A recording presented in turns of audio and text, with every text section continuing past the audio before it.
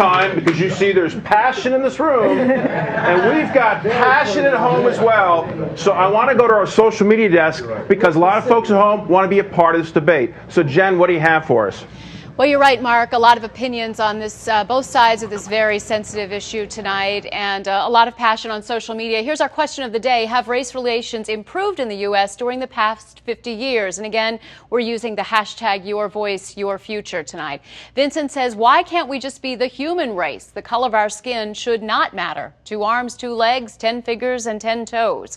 Randy says, yes, they have improved up until Barack Obama took office. Now the racists are as loud as ever. Now this is a theme we're seeing from people both black and white on social media, feeling that things have not improved specifically since the election of Barack Obama.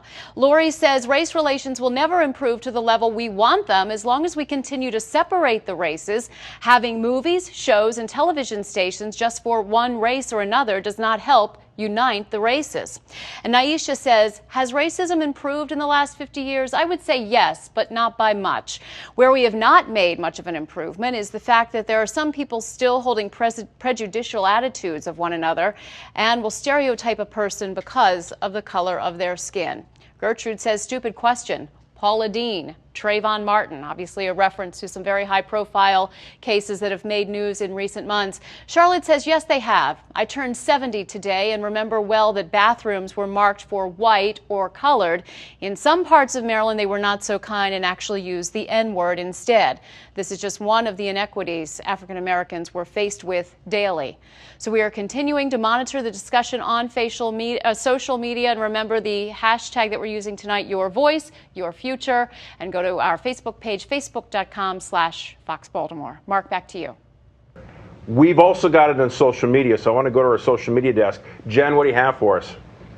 Yes, Mark, we're looking back at the comment that was made earlier. The question of whether we will ever truly have a colorblind society, and Delegate Emma Burns said absolutely not. We were asking people on Facebook, what do you think? Wayne says, we're all born colorblind. It's ideals and life experiences which influence how we see color.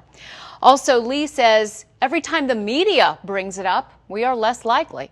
And Robert says, I completely agree. History and the present clearly indicate this. Some people have, will, and will always be arrogant.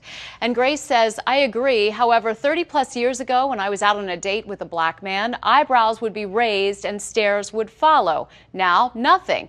Not so much as a second glance. Some things do change, just not enough, not fast enough. And Tavon says, as long as politicians, the media, and black leaders use race for profit and to further their own agendas, the answer is no. So this is something that's come up a couple of times on our Facebook page, the idea that both the media and certain politicians and certain black leaders may fan the flames of racism. That's what we're hearing from our discussion online tonight. Mark, I'll send it back to you. I know there are a lot more comments there in the studio tonight. I've got to leave it there for a moment because we have a lot of people at home who want to be a part of this debate, so I have to go back to our social media desk. Jen, what do you have for us?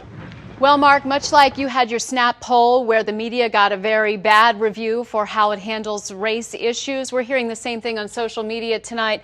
Michael says the media has done their best to fuel the arguments regarding crime in America as a black problem. 90% of the African American citizenry are doing the right thing, working jobs, raising their families, and contributing to society. Naisha says white people crossing the street when they see a black man coming, or locking their car doors when they see a black man coming their way. These fears perpetuate stereotypes. Pat says race relations were great until we got a black president who does nothing but play the race card and cause racial tension. Yet what has he really done for blacks as president? Nothing, she says. And Jim says, I feel that race relations have gotten worse since President Obama's election. Sadly, I had hoped that we as a country made a statement by finally electing him.